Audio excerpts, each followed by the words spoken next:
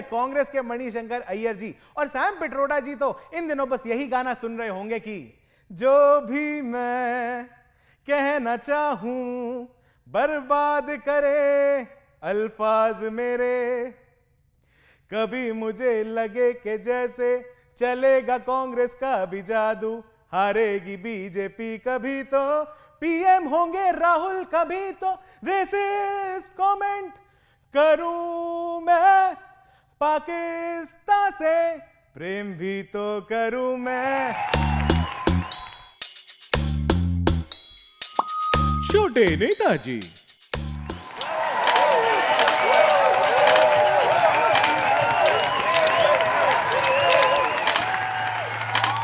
नमस्कार मेरे भाई और बहनों, इस बॉय छोटे नेताजी।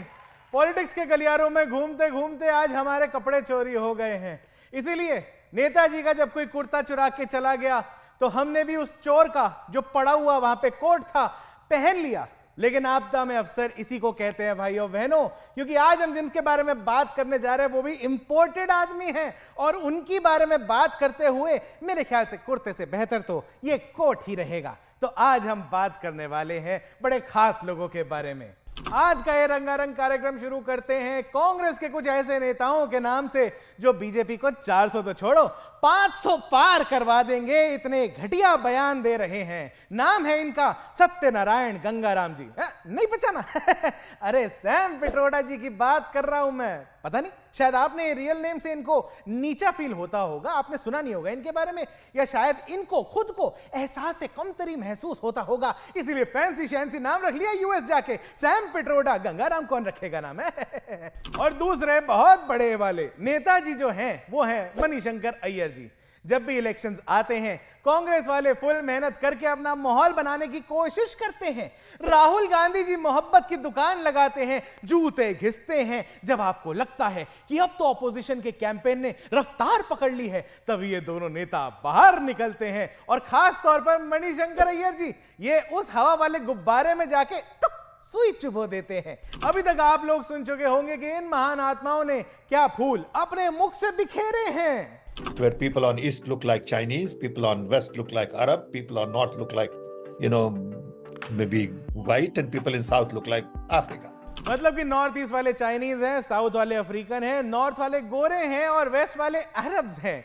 पिट्रोडा जी वैसे भोले हैं, इनको रेसिज्म शब्द का मतलब ही नहीं पता था, तभी तो ये इतना कुछ गंद भला अपने इंपोर्टेड मुंह से बोल गए।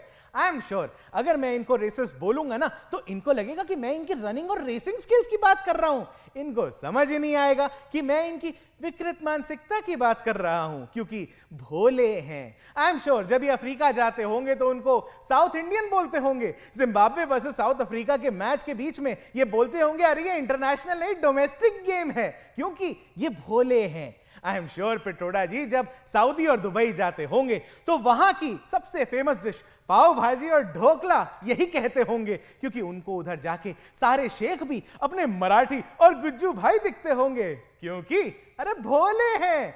जब पिट्रोडा जी चाइना जाते होंगे तो वहां भारत माता की जय है बोलकर जमीन को चूमने लगते होंगे, क्योंकि मातृभूमि समझते होंगे, क्योंकि वो भोले हैं। और अमेरिका जाकर अमृतसरी कुलचे और जम्मू के राजमा डिमांड करते होंगे, क्योंकि नॉर्थ इंडियंस दिख रहे होंगे वहां ना तो उनको तो अरे पिट्रोडा जी बोले हैं। वरना आपको क्या लगता है कि कोई internationally respected telecom inventor, entrepreneur, development thinker, policy maker जिसने 50 साल बिता दिए हो इंफॉर्मेशन एंड कम्युनिकेशंस टेक्नोलॉजी के फील्ड में, जो एक जमाने में इंडिया के पुराने प्राइम मिनिस्टर्स के एडवाइजर रह चुके हैं, कई किताबें लिख चुके हैं, ऑनररी पीएचडीज जिनको मिल चुकी हैं, वो इतनी रेसिस्ट, घटिया, गिरी हुई, नीच, बकवास किस्म की बात करेगा? अरे बिल्कुल नहीं भाइयों बहनों, पिट्रोडा जी तो बस भोले हैं। फिलहाल कांग्रेस ने उनके भोलेपन को परे मार दिया है और उनके बयान से किनारा कर लिया है। ऐसा ही एक और बयान है जिससे कांग्रेस ने किनारा कर लिया है। मणिशंकर अय्यर जी की बात हो रही है यहां पे। अरे ये भी भोले हैं। पाकिस्तान के जो मंत्री भाषा बोलते हैं इंडिया के खिलाफ, लगभग वैसा ही कुछ ये बोल गए अय्यर जी है।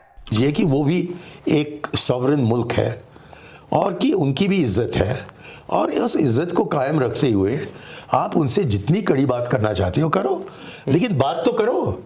बंदूक को लेकर आप घूम रहे हो, कोई भी पागल वहां आ जाए तो क्या होगा देश का? उनके एटम बॉम्ब है, हाँ ये भी है।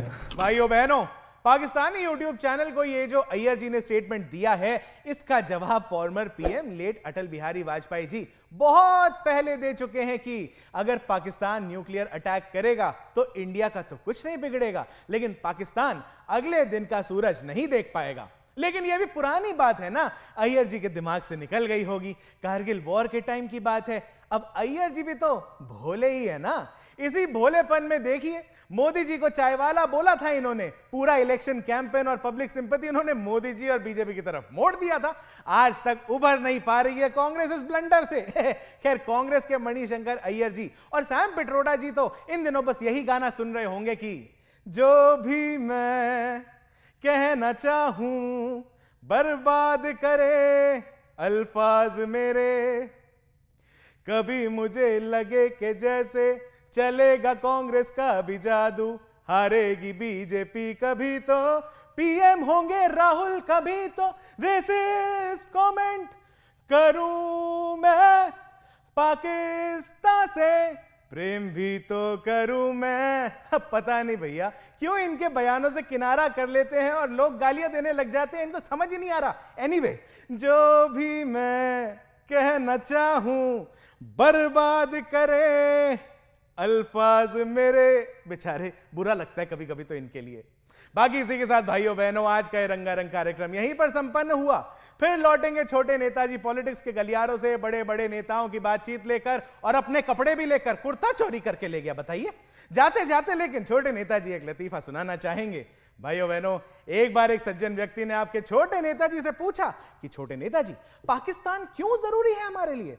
हमने भी कह दिया, पाकिस्तान इसलिए जरूरी है कि अगर पाकिस्तान ना होता तो बहुत लोगों को समझ में ही नहीं आता कि देश प्रेम व्यक्त कैसे करना है, और इतने लोगों की पॉलिटिकल रोटी जो सिकती है इंडिया में पाकिस्तान के नाम से, सोचिए पाकिस्तान ही ना होता तो कितनों के पॉलिटिकल करियर पे तो ताला लग जाता ना। इस बॉय छोटे नेताजी, पीस आउट। अरे कौन लेके गया बा कुर्ता?